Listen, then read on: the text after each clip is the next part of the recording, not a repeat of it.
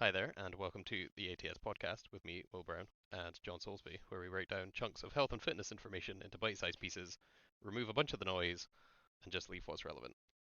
Today we are on episode number 37 of our second season, or 58 of total episodes. I can't remember which one we were counting. Mm-hmm. But today's topic is the benefits of outdoor exercise and how to stay safe while out in nature, which I think is not something not a whole bunch of people talk about, the second part anyway. No, the second part. The second part, I would say, is relatively. We're in Scotland specifically. Is Mm. relatively easy in some regards in Scotland. As in, as an example, you don't have to worry about bears. Yeah.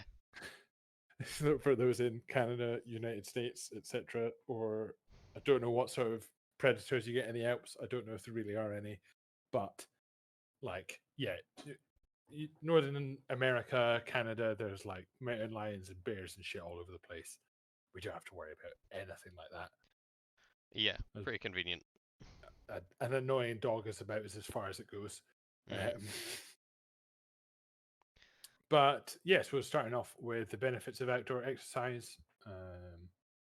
Something we There's, are big advocates of instead of going to the gym yep, and going on cardio machines is like finding something outdoors. I especially think that of, I've never personally understood, bar when the weather is disgusting, but people being inside on a treadmill when it's sunny outside. I'm like, but bro, Yeah. it's so much more.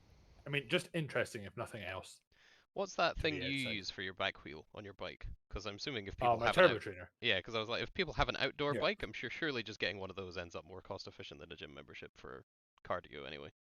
yeah, definitely. And it's probably it's like very neat, but like, and if you team that up with the training software as well, it gives you a lot of like training plans and like pre-built-in exercise regimes and stuff, which is really good. And for that, it's more cycling as an example. Most of the time, if you're going out for a training cycling ride, it will be like 2 hours. Whereas with a turbo trainer and one of the, you can get something done in half an hour. So if you only have Hmm. half an hour, you can get something smashed out. Whereas if you went out on your actual bike outside, that's gonna be very difficult. And yeah, if the weather's terrible. Classic tips for people going out cycling: helmet, high vis. That's how Oh, to stay always wear safe. a helmet. Yeah, even if you're back yourself to be phenomenally well versed in traffic etiquette, like even if you just hit a patch of like I don't know slippy stuff and hit the deck, like concrete versus your skull, concrete's gonna win. I do always joke this with Alice. I've done a lot of mountain biking recently, and she's like, she's just anxious. Funnily enough, being a doctor, that I'm going to snap my spine, which is fair. But I have been in more, like, more likely to be injured and in more accidents, almost on the road, just by people not paying attention and pulling out in front of me, Yeah. than on a bike in the middle of nowhere where there's no cars. Um, but Found. barring that, cycling, Yeah. running outside also great, or just hiking, walking. Uh, there's loads of outdoor activities you can do, and I think that's kind of part of the brilliance of um, exercising outside. Is the variety is kind of insane at all the different things you can get up to. Yeah, I just Uh, managed to cherry pick some one referenced study that mm-hmm. road cyclists suffer more head injuries than mountain bikers. However, Ha, mountain nice bikers sustain more breaks. non-head injuries. Like, yeah, they're apparently about twice as injured twice as often. Yeah. However, it's not head See, injuries. this is where it's interesting. This is a bit more niche. It depends what these. I always wonder. It depends what these studies define as an injury. Because, as an example, like last week, I took yet another chunk out my shin for my bloody pedals. Hmm. So if it counts that as an injury, yeah, that'll probably happen It does like quote once a that month. saying lacerations and abrasions are the most common Yeah. injuries. So like, or a couple of weeks ago, one of the boys I ride with like clipped a tree on the way down, Hmm. and therefore cut his shoulder a little bit. But he never came off the bike at all. Yeah. and he's totally fine. So if that counts as an injury, then yeah, it's going to be a lot higher. But some of the injuries from mountain biking are absolutely wild. Like one of our old clients, Vicky, is a mountain biker, and I read her a bit. And one of her friends was out in the Alps, and long story short, he put his femur through his hip bone, and that socket, Yeah. and that's pretty wild. Yeah, I mean, it's quite pretty. It does sound quite rowdy in terms of potential stuff, but I think your main point of having the control when you're out and about, like you don't have to worry just about other people's yourself. crappy Yeah. driving when you're in the hills on a mountain bike. Whereas if you're on a road bike, you could quite happily be doing a completely safe speed with all the safety gear. If someone T-bones you in a car at 30, like, gonna have a bad time. Yeah, it's like the ones I know of. It's all, and again, it's niche and biased, but like things like one of our clients got knocked off her bike because she was going round a roundabout and a car just drove into the side of her. Yeah, people just Brilliant, pull out without looking good for one. bikes. You're like, cool. Or another one of a taxi just did a U-turn into the road and hit someone off their bike. They're brilliant. Fucking classic Edinburgh taxis. Yeah. U-turning left, right, and center, all over the place.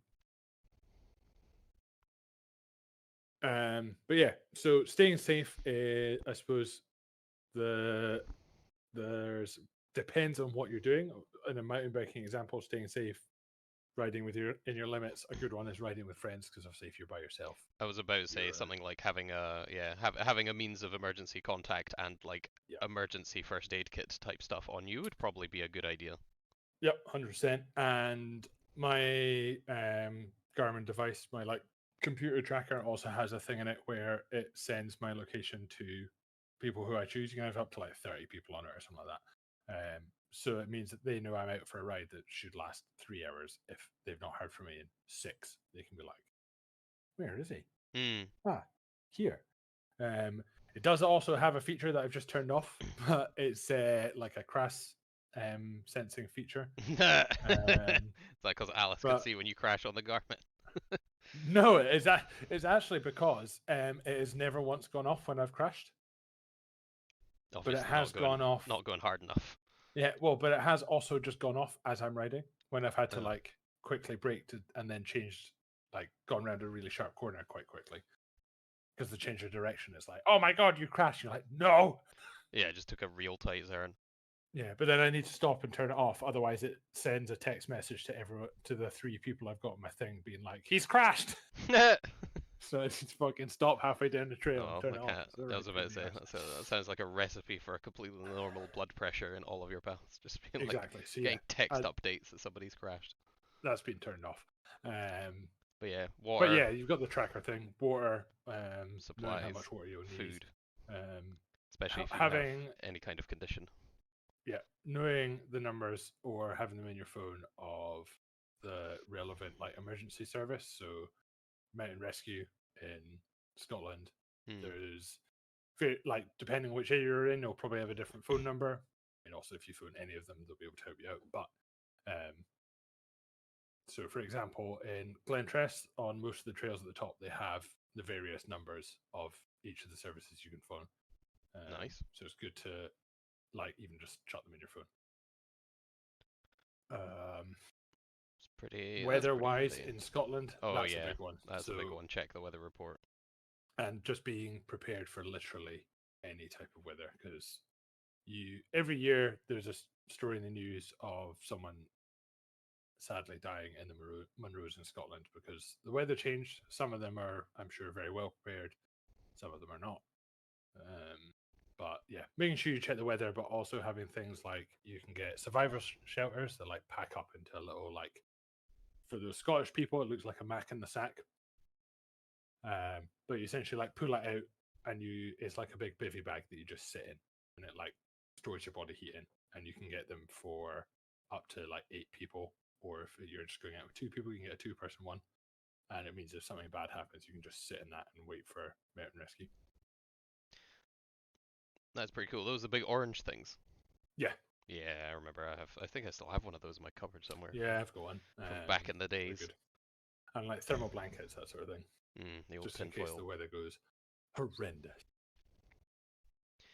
But yeah, I think that was my main point to make on this was for the outdoor exercises. Like, it's all good to say to exercise outdoors. Highly encourage it because you get your fix of nature and green stuff whilst also exercising, which is Hmm. good.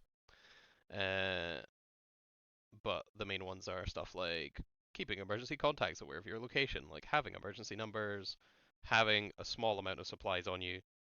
Like even if you're running and stuff and you don't really want to take, it's not like a ruck, you don't want to take Yeah, like a big ass weight. It's everything. still there's still some stuff you definitely should have on you, just because it's no good in your car if you need it up the hill. No, I So totally agree.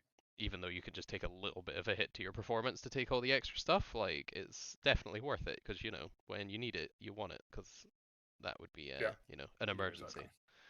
Um, yeah, that's pretty much it. I can't think of any other ones.